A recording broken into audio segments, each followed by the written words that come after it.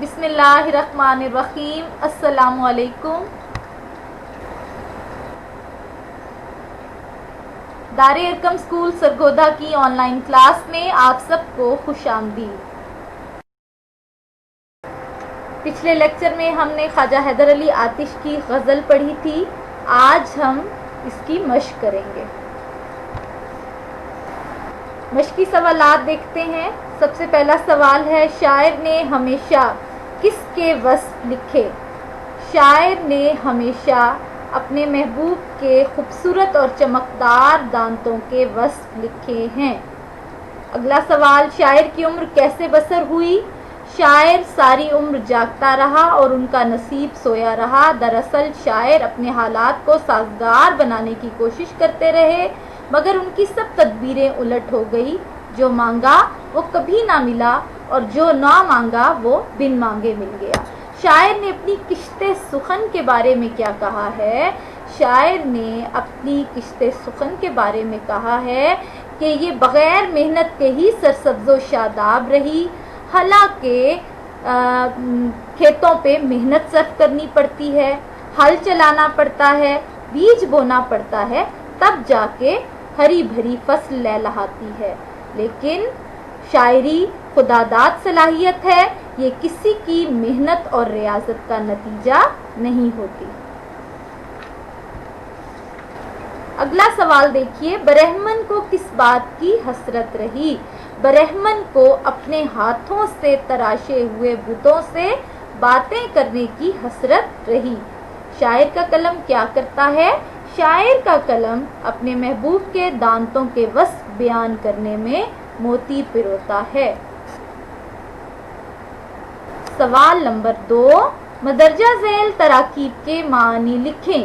وصف دندانے یار، محبوب کے دانتوں کی خوبیاں، فکر کشت سخن، شعر موضوع کرنے کا خیال۔ سوال نمبر 3، متن کو مد نظر رکھ کر کالم الف میں دیے گئے الفاظ کو کالم ب کے متعلقہ الفاظ سے ملائیں۔ اندھیرا، اجالا، وصف، دندان، قلم، موتی، عمر، بسر، جاگا، سویا، فکر، سخن، زنخداں، کنواں، مزہ، غم۔ سوال نمبر 4، درج ذیل شعر میں موجود تشبیہ کے بارے میں اپنے استاد سے آگہی حاصل کریں۔ اس شعر کی تشریح آپ کو میں بتا بھی چکی ہوں، لیکن ایک بار پھر آپ کو سمجھا دوں کہ اس شعر میں کون سی تشبیہ استعمال کی گئی ہے۔ تشبیہ کیا ہوتی ہے؟ کسی مشترک خوبی کی وجہ سے ایک چیز کو دوسری چیز کی مانند قرار دینا تشبیہ کہلاتا ہے۔ اس شعر میں شاعر نے محبوب کے خوبصورت چمکدار سفید دانتوں کو موتیوں سے تشبیہ دی ہے۔ موتی پرونا یہاں زومانی ہے، اس سے مراد محبوب کے خوبصورت دانت بھی ہو سکتے ہیں اور اس سے مراد شاعر کی خوش بیانی بھی ہو سکتی ہے۔ سوال نمبر 5، اعراب کی مدد سے تلفظ واضح کریں۔ یہ سوال 10 جماعت کے نصاب میں ہے، لہٰذا اس کو ہم 10th میں کریں گے۔ سوال نمبر 6، الفاظ کے معنی لکھیں اور جملوں میں استعمال کریں۔ جملے آپ کے پیپر میں نہیں آتے، معنی آپ کو میں پہلے بھی بتا چکی ہوں، ایک بار پھر آپ لکھ لیں۔ وصف، خوبی، بخت، مقدر یا نصیب، برہمن، پنڈت، ہندوؤں کا عالم جو مذہب کا اجارہ دار ہوتا ہے۔ زنخداں، ٹھوڑی کا گڑھا۔ آتش، یہ شاعر کا تخلص ہے اور اس کا لفظی مطلب آگ ہوتا ہے۔ اور پھر ہے درج ذیل الفاظ کے متضاد لکھیں۔ اب ان کے متضاد لکھنے ہیں ہم نے، اندھیرا، اجالا، جاگنا، سونا، غم، خوشی، آگ، پانی۔ سوال نمبر 8، درج ذیل مرکبات کے نام لکھیں۔ میں آپ کو مرکبات کے بارے میں پہلے بھی بتا چکی ہوں، پچھلی مشق میں ہم نے مرکبات اضافی کیے تھے۔ اب دیکھتے ہیں یہ مرکبات کس قسم کے ہیں۔ رخ و زلف، رخ و زلف جو ہے مرکب عطفی ہے، اس میں واو حرف عطف کے ذریعے دو اسموں کو آپس میں ملایا گیا ہے۔ دندانے یار اور کشت سخن یہ مرکبات اضافی ہیں۔ ان میں زیر کی اضافت ہے اس لیے یہ مرکبات اضافی ہیں۔ مرکبات اضافی میں حروف اضافت کے ذریعے دو اسموں کے درمیان تعلق پیدا کیا جاتا ہے، اور مرکب عطفی میں واو حرف عطف کے ذریعے دو اسموں کو آپس میں ملایا جاتا ہے۔ سوال نمبر 9، غزل کو غور سے پڑھیں اور درج ذیل کے جواب دیں۔ اس غزل کا مطلع کون سا ہے؟ مطلع کس کو کہتے ہیں؟